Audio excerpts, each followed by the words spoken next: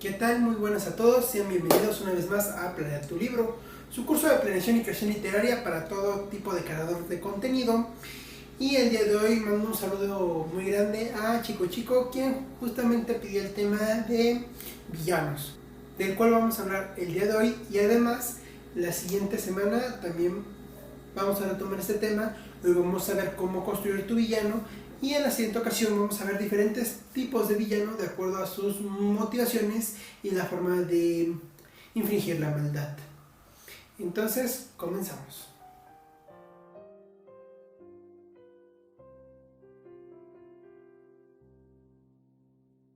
Muy bien, para empezar les recuerdo revisar la descripción, porque en ella encontrarán mis redes sociales, tanto el Facebook del canal como Walmart Dibujo Relato Psicológico, donde estoy presentando la serie Mentes Paso a Paso, donde analizo el desarrollo psicológico de diversos personajes, y la serie Letanía versus Trevemencia, donde con mi buen amigo Jesús M. Apolinar debatimos diferentes técnicas y temáticas polémicas en la literatura. También encontrarás su Facebook, donde estamos transmitiendo la segunda temporada de esta serie. También vas a encontrar Smithson con Daphne Soleidi, donde en la lista de reproducción, Crónicas de la Imaginación, vas a poder ver algunos cuentos que yo mismo he escrito. Y vas a ver dibujos que he hecho en mi Instagram, Demencia del Lobo. Ahora vamos a comenzar con el tema, y recuerda que si esto te parece útil, darle like, compartirlo, comentar todas tus dudas, tus aportaciones o diferentes temas que quieras en el futuro, además de suscribirte a mi canal. Y iniciando el tema de cómo construir tu villano, tenemos que considerar las características de un villano. Muchos de los aspectos que vamos a hablar el día de hoy están explicados de una manera más amplia en la serie de cómo crear tu personaje en este mismo canal. Y si alguno aún no lo he subido, puedes dejarme en comentarios para que suba el video y bueno, quede más claro. También en esa serie vas a encontrar una ficha de planeación que te va a ser muy útil para crear este villano. Hoy lo vamos a enfocar, aunque son varios datos, directamente cómo considerarlos cuando este personaje es un villano. En la semana anterior vimos el lugar que ocupan diferentes personajes en una historia, y ya viste la diferencia entre antagonista y un villano. Si no lo has visto todavía, chécalo para que entiendas mejor este tema. Ahora, algo que va a ser muy comúnmente es que sean personajes desarrollados para que sean interesantes. Un detalle es que normalmente no se explica del todo a qué se refieren con desarrollados. Un personaje desarrollado, valga la redundancia, no es aquel nada más que tiene un pasado, un trasfondo, sino aquel que evoluciona durante la historia. Esto va a ser muy útil, ¿por qué? Porque un personaje que sea totalmente estático y siempre el mismo puede servir, sí, pero como lo expresa justamente, va a ser repetitivo y te van a pedir el que desarrolle la historia, porque ese personaje se va a quedar estancado en un mismo hecho. Por eso es muy común que digas este consejo. También tienes la libertad dependiendo del tipo de historia que hagas. A veces para historias de un público más infantil o quizá más publicitarias, más comerciales, esto convenga debido a que genera más ventas, genera mantener el ingreso económico por ese personaje. Ahora, si tú quieres que este sea más creíble, es donde hay un cambio para bien o para mal a lo largo de su historia. Y no solamente es lineal, sino que va a haber varios cambios. Y también un personaje desarrollado se refiere a que haya varias facetas. Tenga una estructura psicológica, tenga deseos, tenga cosas que le den miedo, que les agraden, etc. Algunas vamos a verlas ahorita.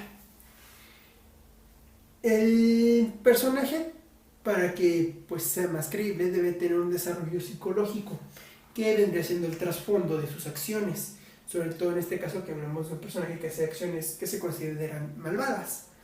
Y algunos de los aspectos principales pues son la motivación. Aquí hay que entender que la motivación, en esto hay que considerar dos aspectos, tanto su pasado como las intenciones de lo que quiere causar. ¿A qué me refiero?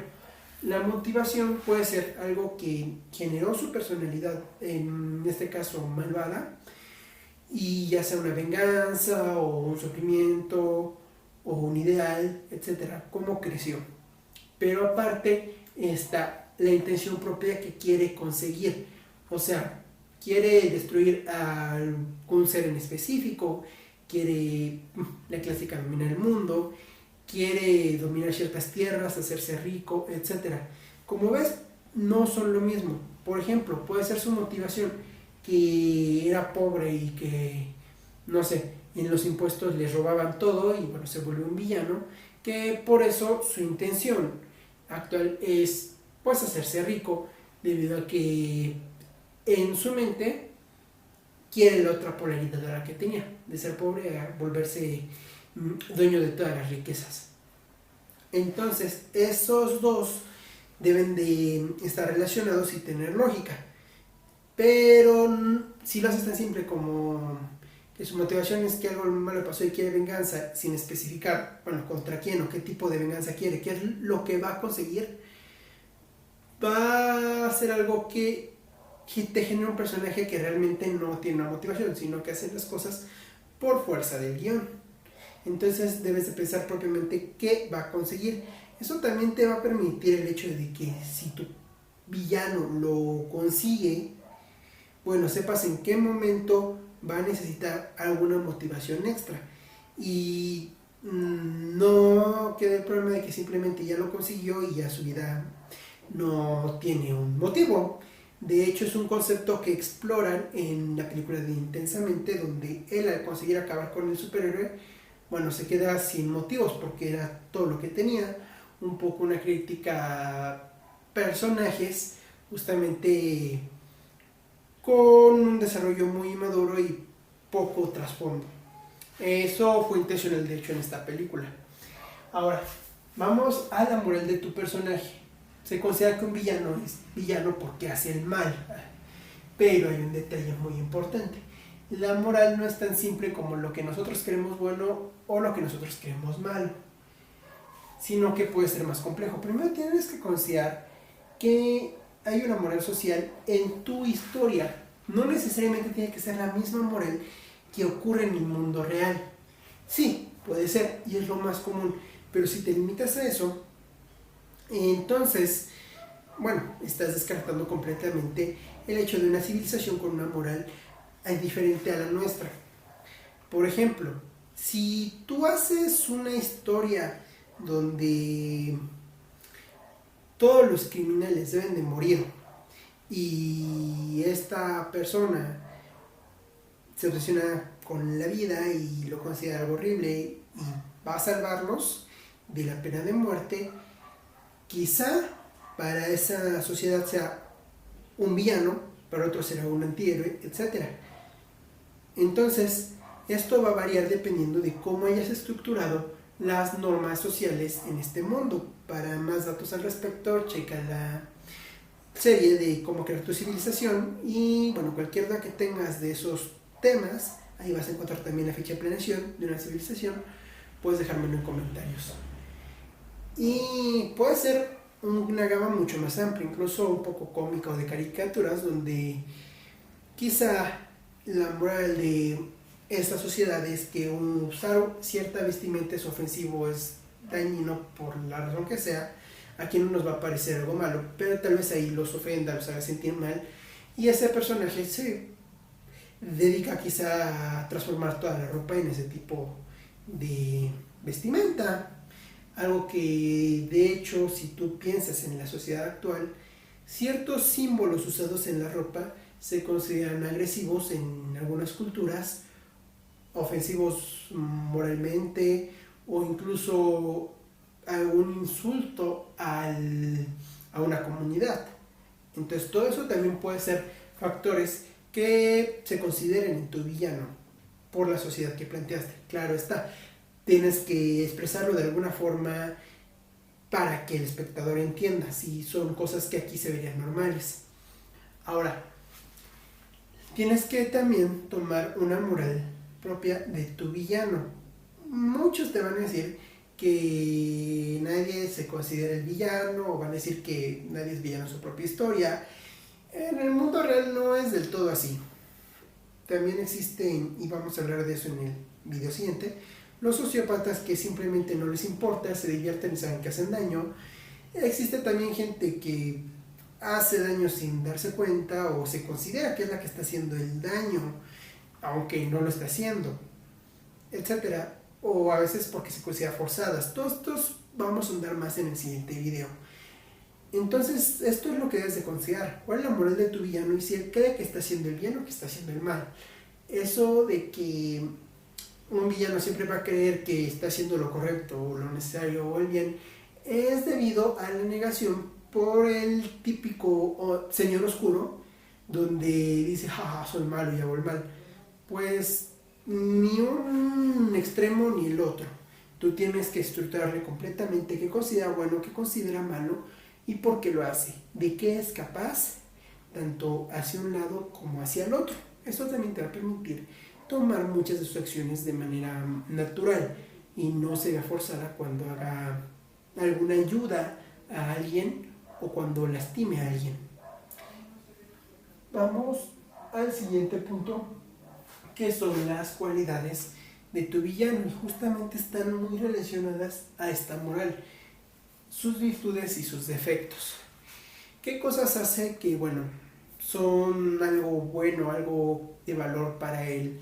¿Ayuda a alguien o tiene algún principio que considera muy importante?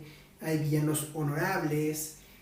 Por ejemplo, en el caso de las virtudes, hay villanos que no lastimarían únicamente a los de su raza o a los que estuvieron en su condición.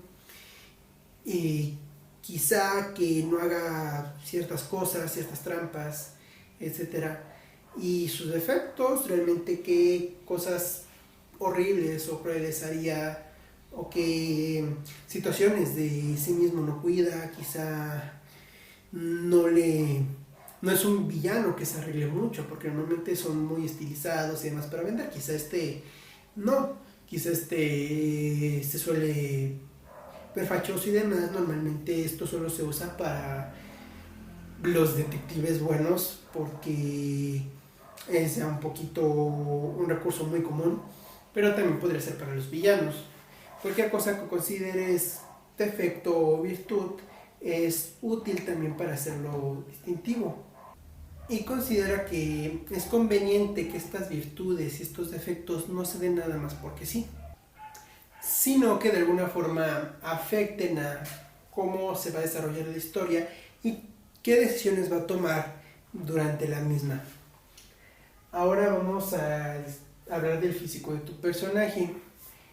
Aquí es muy común simplemente hacer un personaje que se vea rudo, que se vea fuerte o peligroso, que te cause estrés o miedo.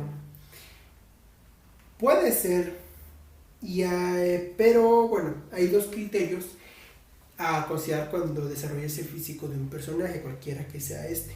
Y es, ¿qué quieres que cause y cómo es el personaje psicológicamente?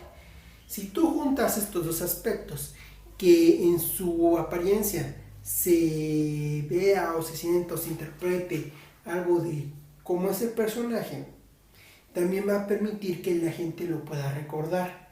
Es algo distintivo.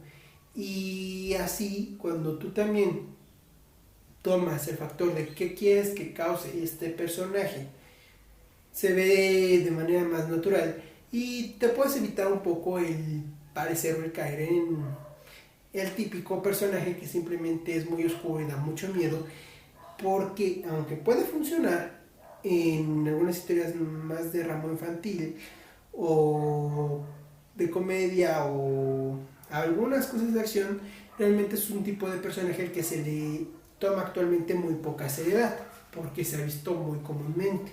Sin embargo, puedes causar el miedo o el estrés haciendo un personaje acorde a cómo es. Por ejemplo, si es un personaje que caza mucho, entonces el factor de que le haga cicatrices o heridas de cacería también va a incomodar, también va a dar miedo. Si es un personaje tanto misterioso, muy inteligente, muy observador y demás, pero en vez de irte a simplemente que sea una sombra, sino que este personaje quizá muy delgado y tiene ojeras, podrías pensar que se esconde en las sombras. También si eso lo unes a que sus ojos de alguna manera brillen. ¿Por qué? Porque también te da una sensación de un animal nocturno muy sigiloso. Puedes pensar muchas combinaciones. El aspecto importante es que tanto te diga algo de él como te cause una emoción.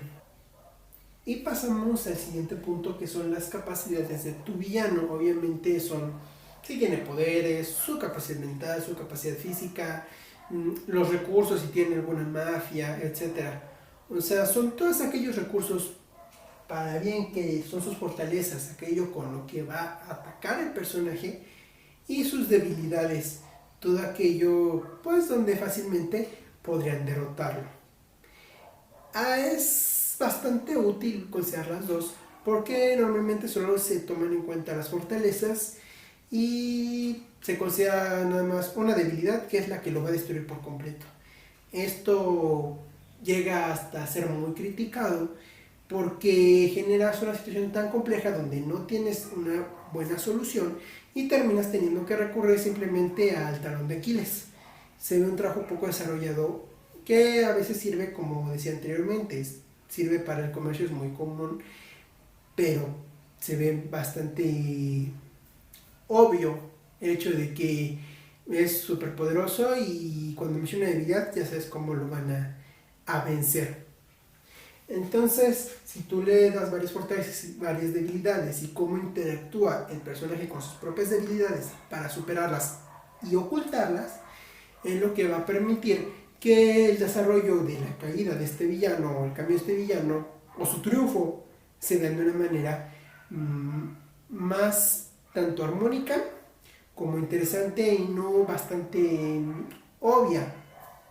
Ahora, las acciones de este villano obviamente son algo importante a considerar, para las cuales yo te recomiendo que enlistes tanto sus acciones que lo catalogan como villano, las acciones de el mal que hizo y propiamente el camino que va a llevar durante tu trama para conseguir su objetivo preciso. Estas dos son importantes, una para que, bueno, lo cataloguen como tal, y la otra para que no olvides en qué puntos debes de ahondar al momento de narrar. También ya podemos pasar a otro punto, que es su relación con el héroe.